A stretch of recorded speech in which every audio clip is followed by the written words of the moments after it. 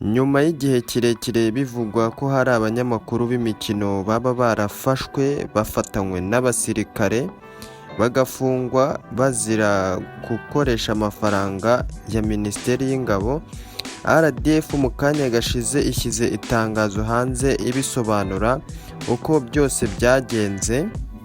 Iri tangazo riragira riti ubuyobozi bwa RDF bwatangaje ko ubushinjacyaha bwa gisirikare bukurikiranye mu butabera abofisiye babiri ba RDF hamwe n'abasivile 20 bakurikiranwe ku byaha bakekwaho bakoranye n'abo bofisiye.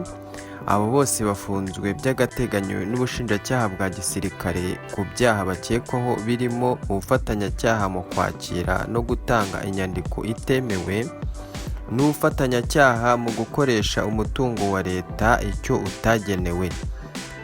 Ibyaha bakurikiranweho bijyanye n'uburyo haguzwe amatike y'indege kuri konti ya Minisiteri y'Ingabo mu buryo bunyuranyije n'amategeko.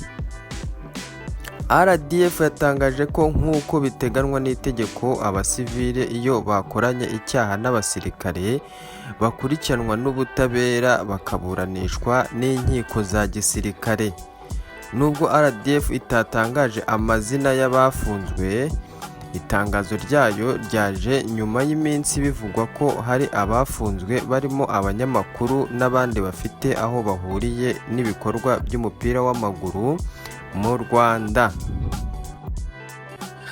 Iyi nkuru rero irakomeye cyane kubera ko aba banyamakuru mu bo twabashije kumenya uwitwa Rugaju Rigani we yarafashwe ndetse bibanasaga ku mbuga nkoranyambaga ahantu hose, ariko Rugaju Rigani we nyuma yaje kongera asa nk'ugaragaye mu itangazamakuru nyuma ho gato, ariko uwitwa Rikari wo kuri SKFM akaba nawe yarafashwe, akaba amaze hafi iminsi igera kuri 3 atumvikana kuri radiyo. Umunyamakuru Rikari we avuga ko bamubeshyera, bikaba bivugwa ko yaba yaranakoresheje amafaranga ye agura amatike muri rwa rugendo APR yakoze ijya mu Misiri igiye gukina na Piramide. Reka twumve mu magambo ye Rikari uko yabyivugiye. Nge naguze APR yakoresheje indege yihe?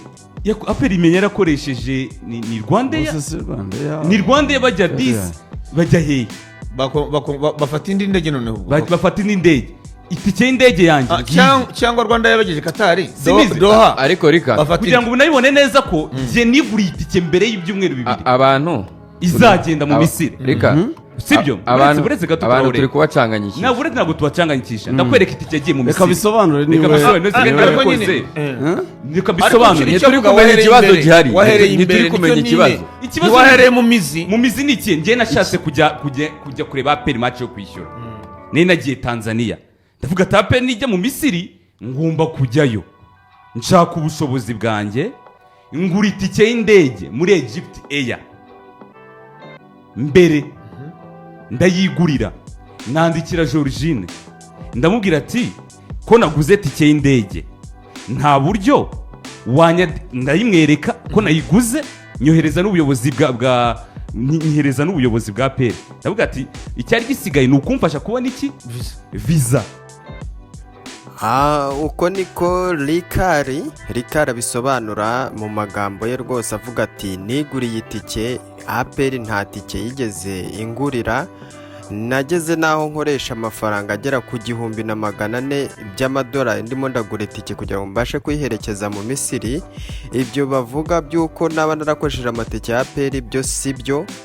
Urwo ni uruhande rwa Rikari, ariko ku ruhande rwa Rigani ntabwo twigeze tubasha kubona ijwi rye ngo tube twakumva ibyo we asobanura ku byo ashinjwa.